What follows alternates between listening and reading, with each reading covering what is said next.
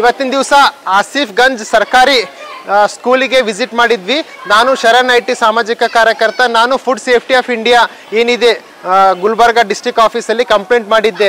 ಏನಂದರೆ ಸುಮಾರು ದಿನಗಳಿಂದ ನಾವು ನೋಡ್ತಿದ್ವಿ ಗೌರ್ಮೆಂಟ್ ಸ್ಕೂಲಲ್ಲಿ ಏನು ದಾಲ್ ಕೊಡ್ತಾರೆ ಅಂದರೆ ಬೇಳೆ ಮತ್ತು ಅಕ್ಕಿ ರೈಸ್ ಅನ್ನ ಮಾಡೋಕ್ಕೆ ಅನ್ನ ಸಾಂಬಾರು ಮಾಡಿ ಮಧ್ಯಾಹ್ನ ಮಕ್ಕಳಿಗೆ ಬಿಸಿ ಊಟ ಕೊಡ್ತಾರೆ, ಅದು ಕಳಪೆ ಮಟ್ಟದಿದೆ ಅಂತ. ಅದಕ್ಕೋಸ್ಕರ Ratnakar sir district food officer ಏನಿದ್ದಾರೆ ಇವತ್ತಿನ ದಿವಸ ಗುಲ್ಬರ್ಗ ಸಿಟಿ ಗುಲ್ಬರ್ಗ ರೂರಲ್ ಏನು ತಾಲೂಕಾ ಹೆಡ್ ಇದ್ದಾರೆ ಅವ್ರಿಗೆ ಕಳಿಸ್ಬಿಟ್ಟು ಟೆಸ್ಟಿಂಗ್ ಸ್ಯಾಂಪಲ್ ಕಲೆಕ್ಟ್ ಮಾಡಕ್ಕೆ ಕಳಿಸಿದ್ರು.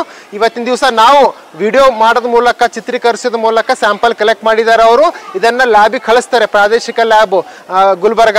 ಅಲ್ಲಿ ಟೆಸ್ಟ್ ಆಗಿಬಿಟ್ಟು ರಿಪೋರ್ಟ್ ಏನಿದೆ ಅಂತ ಬರುತ್ತೆ. ಆ ರಿಪೋರ್ಟ್ ಮೇಲೆ ಯಾರು ಸಪ್ಲೈ ಮಾಡ್ತಿರ್ತಾರೆ ದಾಲು ಮತ್ತು ಅಕ್ಕಿ ಎಜುಕೇಷನ್ ಡಿಪಾರ್ಟ್ಮೆಂಟ್ ಮೇಲೆ ಅವ್ರ ಮೇಲೆ ಕ್ರಮ ಕೈಗೊಳ್ಬೇಕಂತ ನಮ್ಮ ಡಿಮಾಂಡ್ ಇದೆ ಫರ್ದರ್ ಡೇಸ್. ಯಾಕಂದರೆ ನಾವು ನೋಡಿದ್ರೆ ಗೊತ್ತಾಗುತ್ತೆ ಇದು ಕಳಪೆ ಮಟ್ಟದ ರೈಸು ಮತ್ತು ದಾಲ್ ಇದೆ ಅಂತ. ಯಾಕಂದರೆ ನಾವು ಮನೇಲಿ ಊಟ ಮಾಡೋದು ಕ್ವಾಲಿಟಿನೇ ಬೇರೆ ಇರುತ್ತೆ, ಮತ್ತು ಇಲ್ಲಿ ನೋಡೋ ದಾಲು ಅಕ್ಕಿ ಬೇರೆನೇ ಇದೆ.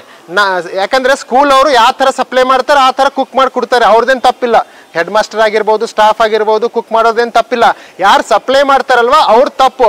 ಅವರೇ ಕಳಪೆ ಮಟ್ಟ ಸಪ್ಲೈ ಮಾಡಿದ್ರು ಅಂದ್ರೆ ಇವ್ರು ಏನೂ ಮಾಡೋಕ್ಕಾಗಲ್ಲ. ಅದಕ್ಕೋಸ್ಕರ ಸ್ಕೂಲ್ದವ್ರದ್ದು ರಿಕ್ವೆಸ್ಟ್ ಏನಿದೆ ಅಂದರೆ ಒಳ್ಳೆ ಕ್ವಾಲಿಟಿ ದಾಲು ಮತ್ತು ಅಕ್ಕಿ ಕೊಟ್ಟರೆ ಒಳ್ಳೆ ಪೋಷಕಾಂಶಯುಕ್ತ ಆಹಾರವನ್ನು ಮಕ್ಕಳಿಗೆ ಸೇವಿಸಲು ಅನುಕೂಲ ಆಗುತ್ತೆ, ಮತ್ತು ಮಕ್ಕಳು ಹೆಲ್ದಿಯಾಗಿ ಬೆಳೀತಾರೆ, ಆರೋಗ್ಯಕರವಾಗಿ ಬೆಳೀತಾರೆ. ಒಂದು ದೇಶ ಕಟ್ಟುವಲ್ಲಿ ಅವರು ತಮ್ಮ ಕೊಡುಗೆ ಕೊಡ್ಬೋದಂತ ಸರು ಹೆಡ್ ಮಾಸ್ಟರು ಹೇಳಿದರು. ಅದಕ್ಕೋಸ್ಕರ ನಮ್ಮದು ಫೈಟು ಇದು ಈಗ ಸ್ಟಾರ್ಟ್ ಆಗಿದೆ. ಮುಂದಿನ ದಿನಗಳಲ್ಲಿ ಟೆಸ್ಟ್ ಆದಮೇಲೆ ನಾವು ಎಜುಕೇಷನ್ ಡಿಪಾರ್ಟ್ಮೆಂಟ್ ಮುತ್ತಿಗೆ ಹಾಕಿ ಕ್ವಾಲಿಟಿಯಡ್ ದಾಲು ಮತ್ತು ರೈಸ್ ಸಪ್ಲೈ ಆಗೋವರೆಗೂ ಅವ್ರಿಗೆ ಬಿಡೋದಿಲ್ಲ ಅಂತ ನಾನು ಎಚ್ಚರಿಕೆ ಕೊಡೋ ಮೂಲಕ ನಾನು 2 ಮಾತು ಹೇಳ್ತೀನಿ. ಧನ್ಯವಾದ.